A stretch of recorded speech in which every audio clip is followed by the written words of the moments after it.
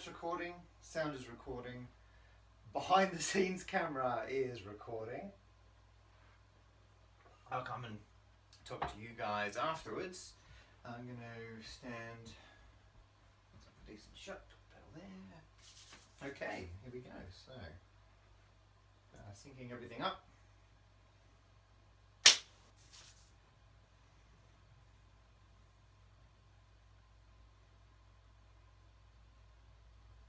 What is I to the power of I? Before we look at that, I want to have a quick look at Euler's identity, and everyone gets very, very excited about e to the I pi, or pi I, whichever way around you want to do it, plus 1 equals 0. Of course, we can rearrange that a little bit. E to the I pi just equals -1. And Euler's identity is amazing, don't get me wrong. I think it's incredible.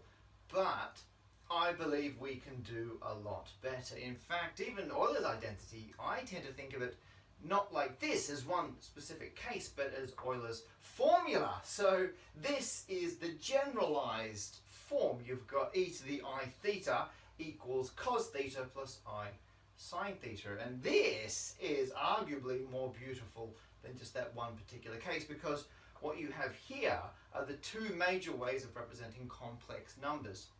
The e to the I theta, that theta is just the angle around. It's the polar coordinate version of a complex number, and you can scale that in and out to get everywhere on the complex plane. And then underneath here, the cos theta plus I sine theta, that's just the Cartesian coordinates. So I like this because it's converting between the polar and the Cartesian versions of complex numbers. We can now put some values in for theta and we get some fantastic identities. If our angle is pi on 2, e to the I pi on 2 equals I. Pretty straightforward. Here's the famous one. If we go through a full 180 degrees, e to the I pi equals -1, but we can carry on. E to the I 3 pi on 2 equals -I. That's kind of fun. And finally, e to the I 2 pi just equals 1, although you could argue I shouldn't just use 2 pi for that, should I? I mean, really, because it's also the angle 0. So there are two values going on here, and I guess the other issue is because theta is an angle, you loop back on yourself, so you could carry on. E to the I 5 pi on 2 also equals I. We've got two versions of that, and that's fine. So here we have all the fantastic identities, including the particularly famous one over there, but it's just examples of Euler's formula. What I want to look at is the much more exciting calculation of what is I to the power of I. What is the imaginary number to the power of the imaginary number? Is it going to be complex? Is it going to be real? Is it just in terms of I? Is it a whole new type of number? Again, so to work it out, our big issue here is prying apart the I in the base from the I in the power. I'm going to use a little trick to do that. I'm going to do a kind of a function on I to the I, and then I'm going to do the inverse of that. So for example, I could square it and then take the square root, and we're back where we started. Or I could take the inverse of the inverse, or I could take e to the power of the natural log. And in theory, we'll still get the value of I to the I at the other end.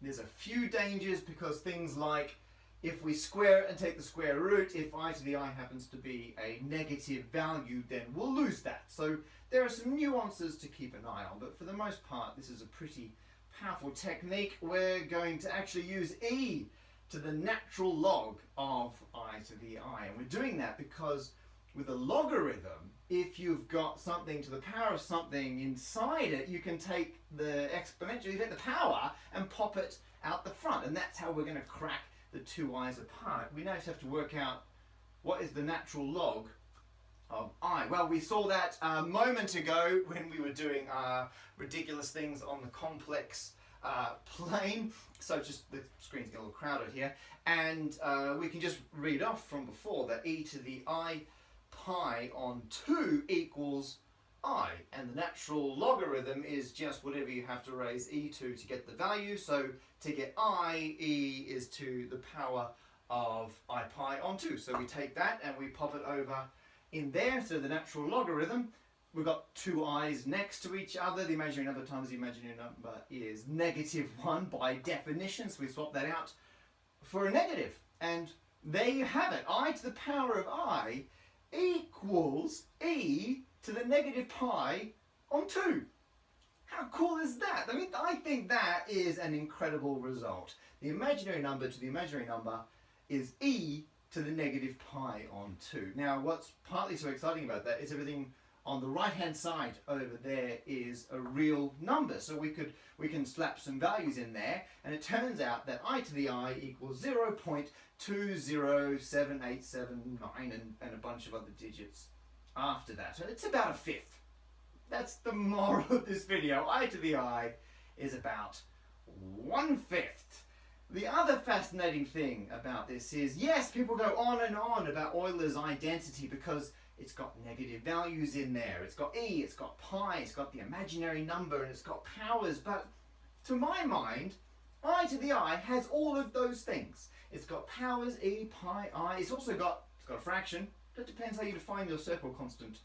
To be honest, we should have a value of pi which is half the normal value. How great would that? Would just solve a lot of arguments. And you know, negative numbers, it's all there. What I like even more is on the left is completely imaginary. I to the I, no real numbers. On the right is completely real. And people think that, you know, imaginary numbers are kind of an add-on, a bonus, exotic type of number. No, they're perfectly valid numbers. The word imaginary is not a great name, if I'm being entirely honest. And people, you know, you're aware that if you square I, you get a completely real answer. So people are vaguely aware there's a link between the imaginary and the real numbers. But here, nothing but imaginary gives you nothing but real. They are all the same type of number. So there you are. That's my video about I to the power of I. Thank you so much for watching. Thank you for everyone who subscribes to my...